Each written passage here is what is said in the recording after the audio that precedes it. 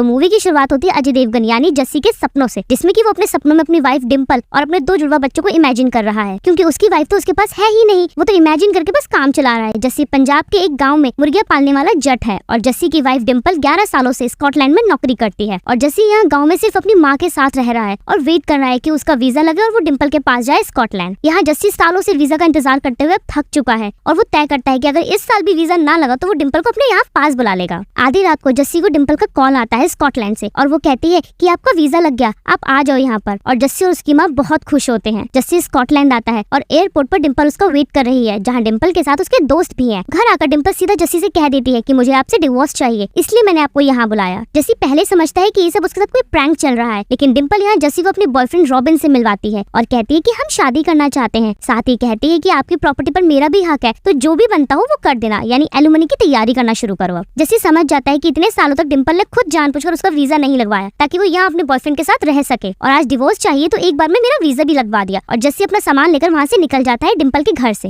इधर दिखाया जाता है कि स्कॉटलैंड में कुछ पाकिस्तानी लोगों का एक डांस ग्रुप है जो कि वहाँ की वेडिंग या फंक्शन में जाकर परफॉर्म करते हैं। इस ग्रुप में टोटल 5 लोग हैं, जिनका लीडर है दानिश और उसकी वाइफ राबिया यानी मृणाल ठाकुर, साथ में गुल जो कि ट्रांसजेंडर है, महविश और दानिश की बेटी सबा। और वैसे तो ये लोग पंजाबी पाकिस्तानी है, लेकिन डांस ये लोग भांगड़ा करते हैं सारे फंक्शंस में। खैर जस्सी डिम्पल के घर से निकलकर अपने एक दोस्त के घर आता है कुछ दिन ठहरने के लिए। अब इंग्लैंड और अमेरिका में यही तो प्रॉब्लम है, रुकने की। इधर दानिश और राबिया की मैरिड लाइफ में कुछ भी ठीक नहीं चल रहा और वो एक रात राबिया को छोड़कर भाग जाता है अपनी रशियन गर्लफ्रेंड के साथ। सबा आकर राबिया से कहती है कि अगर वो चला गया तो जाने दे, क्योंकि उसे तुझसे मोहब्बत ही नहीं है। और यहाँ हमें पता चलता है कि राबिया की सगी बेटी सबा नहीं है, बल्कि वो उसकी बड़ी बहन की बेटी है जो कि मर गई थी और दानिश राबिया को ले आया था शादी करके। वैसे ये चीज पाकिस्तानियों में काफी कॉमन है। खैर राबिया कहती है कि वो 1 महीने में आएगा वापस मेरे पास, और 1 महीना भी बीत जाता है लेकिन वो नहीं आता। इधर सबा का एक बॉयफ्रेंड है गोगी, जो कि अमीर पंजाबी संधू फैमिली का इकलौता बेटा है, जिसके पापा को पाकिस्तानियों से सख्त नफरत है। वैसे तो नफरत भाई हम सब लोगों को ही है पूरे पाकिस्तान से। खैर यहाँ ट्विस्ट ये है कि खुद सबा ने भी गोगी को नहीं बताया कि वो पाकिस्तानी है, और साथ ही कहती है कि हमें शादी करनी है ना, यानी कि गोगी को इस बात पे राजी करने की कोशिश कर रही है कि हम शादी कर लेंगे तब बता देंगे। इधर जस्सी को 1 महीना हो गया अपने दोस्त के घर पे रहते हुए। वो जस्सी को जाने के लिए कह देता है, लेकिन जस्सी उसे सब बता देता है कि उसकी वाइफ डिम्पल अपने बॉयफ्रेंड से शादी करने जा रही है और प्रॉपर्टी में हिस्सा भी मांग रही है। इस मैटर में जस्सी का दोस्त उसे एक वकील हायर करने की एडवाइस देता है और साथ में कहता है कि भाई किराए का घर भी ढूंढ ले, क्योंकि मेरी बीवी मुझे घर से निकाल देगी। इधर गुल राबिया को एडवाइस देती है कि अब दानिश के जाने के बाद तू भी किसी लड़के या आदमी को डेट कर ले, और इस बात के लिए राबिया मान जाती है। गुल एक लड़के के साथ उसकी डेट फिक्स कर देती है। नेक्स्ट मॉर्निंग जस्सी एक कैफे के बाहर बैठा वकील का वेट कर रहा होता है, तभी राबिया आती है और जस्सी को वो आदमी समझ लेती है जिसके साथ गुल ने डेट फिक्स की थी। फिर भी उसके पास जाती है और उसे आता देख जस्सी समझ जाता है कि ये वकील है, यानी यहाँ गलतफहमी क्रिएट हो जाती है। जस्सी उससे अपना प्रॉब्लम शेयर करता है और साथ में कहता है कि आप अपना मार्केट रेट बताओ, यानी कि फीस बताओ। राबिया गलत समझ लेती है और उसकी हथेली पर फोक मारती है, जिससे जस्सी ब्लड देखकर बेहोश हो जाता है। राबिया जस्सी को अपने घर ले आती है, जहाँ जस्सी उसे सॉरी बोलता है कि मिसअंडरस्टैंडिंग हो गई। इधर जस्सी को उसकी माँ का लगातार कॉल आ रहा है, जिससे कि जस्सी जानबूझकर नहीं उठा रहा क्योंकि वो डिम्पल को देखना चाहती हैं। इस बात को समझकर राबिया ही फेस मास्क लगाकर जस्सी की माँ से वीडियो कॉल पर बात करती है ताकि उसे लगे कि ये डिम्पल है। इधर गोगी के चाचा टोनी और टीटू हैं और पिछले सन ऑफ सरदार से इन्हीं 2 कैरेक्टर को फिर से लिया गया है मूवी में, जहाँ इनका बड़ा भाई है राजा, जो कि इंग्लैंड का भेड़ों का बिजनेसमैन और गैंगस्टर है। गोगी आकर बता देता है कि उसे एक लड़की पसंद है और राजा कहता है कि हमें उनका खानदान देखना होगा तभी बात आगे बढ़ेगी। ये बात गोगी जाकर सबा को बता देता है कि वो फैमिली देखना चाहते हैं, लेकिन सबा उसे टालती है और रोने लगती है। सबा राबिया को बताती है कि गोगी के पापा सरदार हैं और वो पाकिस्तानी से शादी करने के लिए कभी नहीं मानेंगे अपने बेटे की, लेकिन राबिया कहती है कि मैं तेरी इंडियन मम्मी बन जाऊंगी और जस्सी तेरे पापा। वो खुद जस्सी को मनाते हैं, लेकिन वो मना कर देता है और कहते हैं कि तुम सिर्फ वीडियो कॉल पे ही बात कर लो और गोगी को मना कर दो इस शादी से। जस्सी वीडियो कॉल पर गोगी को मना कर देता है कि जाओ खुद ही शादी कर लो, लेकिन गोगी यहाँ पे सबा से बात करके कहता है कि तुमने बताया क्यों नहीं कि तुम्हारे पापा सरदार हैं, मेरे पापा तो खुश हो जाएंगे। सबा कहती है कि अरे वो सरदार नहीं बल्कि आर्मी में कर्नल है। गोगी ये बात जाकर राजा को बताता है और वो खुश हो जाता है कि तूने कर्नल यानी फौजी की बेटी पसंद की है। साथ ही कहता है कि हम ही जाएंगे उनके घर पे रिश्ता लेकर। यही बात राबिया जस्सी को बताती है और रिक्वेस्ट करती है कि गोगी के पापा आ रहे हैं तो तुम्हें बस 2 घंटे के लिए सबा के पापा बनना है।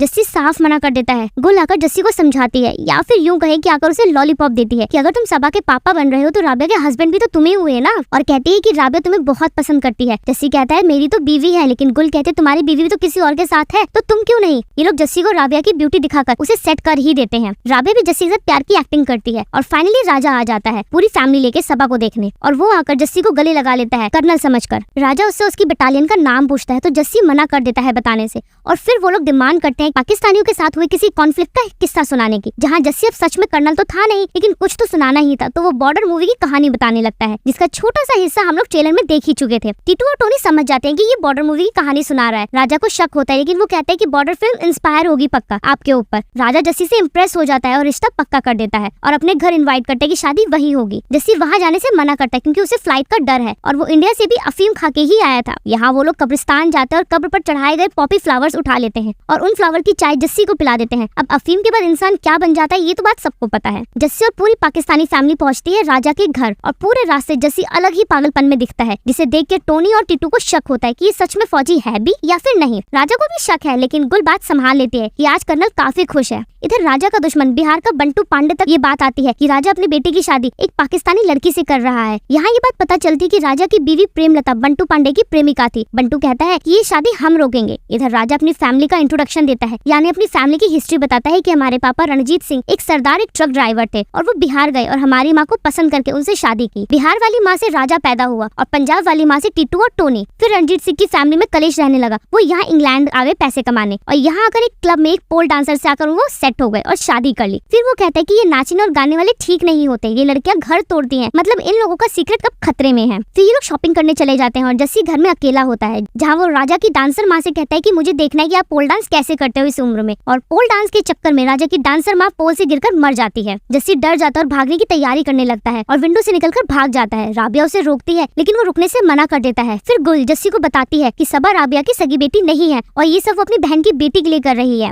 गुल कहती है कि तुम्हें जाना है तो जाओ, हम कहते हैं कि कर्नल को काम आ गया और वो बॉर्डर चला गया। ये सब बातें सुनकर जस्सी का मन पलट जाता है, जो कि होना ही था, तभी तो मूवी आगे बढ़ेगी। इधर राजा की माँ की मैयत में राजा का बाप यानी रणजीत सिंह भी आया हुआ है पंजाब से और वो कहता है कि अब 40 दिन तक घर में कोई भी फंक्शन नहीं हो सकता। पूरा पाकिस्तानी गैंग फंस जाता है कि अब 40 दिन तक कैसे जस्सी को बनाकर रखेंगे नकली पापा। फ्यूनरल के बाद जस्सी और राबिया कब्र से पॉपी फ्लावर उठा लेते हैं क्योंकि ये अफीम के फूल होते हैं जिसे कि इंग्लैंड और स्कॉटलैंड में फ्यूनरल के बाद कब्र पर रखा जाता है और इन्हीं फूलों की चाय फिर से बनाकर राबिया राजा के पापा को दे देती है और वो चाय पीने के बाद रणजीत सिंह अपना डिसीजन बदल देता है और साथ ही कहता है कि घर का फंक्शन रुकना नहीं चाहिए क्योंकि यही तो चाहिए था राबिया और जस्सी को। इधर फंक्शन से पहले पार्टी चल रही होती है जिसमें कि राबिया और उनका पाकिस्तानी गैंग जमकर नाचता है और राजा और उसके भाई उसे घूर घूर कर देखते हैं। राजा का मूड जस्सी देख के वहाँ से भाग जाता है। इधर राजा की पूरी फैमिली पूरी तरह से शॉक्ड है राबिया का ये रूप देखकर, क्योंकि उनके अकॉर्डिंग तो नाचने वाली औरतें ठीक नहीं होती। बाहर जस्सी अपनी माँ को गाँव में कॉल करके सब बता देता है कि डिम्पल उसके साथ नहीं रहना चाहती। वो उसका हौसला अफजाई करती है कि तू अच्छा काम कर रहा है और तू उन्हें यानी उस पाकिस्तानी गैंग को अकेला छोड़कर मत आना। इधर राजा भड़का पड़ा है कि ये नाचने वाली औरतें घर तोड़ देती है और तभी जस्सी आकर कहता है कि घर की बेटी की शादी में कोई डांस भी नहीं हो सकता क्या, और कौन सी शादी है जिसमें डांस नहीं होता, और अच्छा खासा उन्हें सुनाकर पार्टी से निकल जाता है। अगले दिन राजा और उसके भाई लोग शूटिंग प्रैक्टिस कर रहे होते हैं और जस्सी से कहते हैं कि हमें ट्रेनिंग दो, जहाँ जस्सी का कोई निशाना सही नहीं लगता और बहानेबाजी करता है कि मैं 2 टैंकों पे चढ़कर आया था और ऐसी पिस्टल तो फुलझड़ियां हैं मेरे आगे। राजा को उसकी बातों से शक होता है और टीटू से कहता है कि ये बंदा मुझे फ्रॉड लगता है। अगले दिन ही राजा जस्सी के लिए मिलिट्री टैंक मंगवा देता है और जस्सी से कहता है कि लो जी आप टैंक चलाओ। मतलब यहाँ वो जस्सी को फंसा रहे हैं कि अगर ये फ्रॉड है तो आज पकड़ा जाएगा। जस्सी को भी पता है कि वो आज फंस गया है। वो कॉल मिलाता है राबिया के पास और राजा के सामने एक्टिंग करता है कि उसने आर्मी हेडक्वार्टर में टैंक चलाने की परमिशन मांगी है। राबिया जल्दी से गूगल करती है कि टैंक कैसे चलाते हैं और कॉल पर ही जस्सी को बता देती है। जस्सी टैंक में चला तो जाता है लेकिन उसे चलाना तो आता ही नहीं। वो ऐसे ही बटन दबाकर टैंक को फायर कर देता है और राजा को यकीन हो जाता है कि ये सचमुच में असली कर्नल है। इन सब के बीच जस्सी के दोस्त के घर डिम्पल आती है और उससे जस्सी के बारे में पूछती है। इधर शादी का दिन आ गया है और बारात में सब नाच गा रहे हैं। फिर शादी की रस्म यानी मिलने की शुरुआत होती है और राबिया देखती है कि ऑर्केस्ट्रा में दानिश आया हुआ है यानी उसका एक्स हस्बैंड। दानिश भी उन्हें देख लेता है और राबिया उसे आके बताती है कि आज सबा का निकाह है और बीच में कुछ उंगली मत करना। दानिश जस्सी को देख के कहता है कि ये कौन है। राबिया कहती है ये नया किराएदार है हमारा। दानिश जस्सी को घूरता रहता है और बड़बड़ाता रहता है कि पड़ोसी कब से मिलनी करने लगे। वो भड़क जाता है और सबको रोक देता है। टीटू आकर उससे पूछता है वजह, तो वो बता देता है कि राबिया मेरी मैडम यानी मेरी वाइफ है। टीटू जाकर राजा को बता देता है।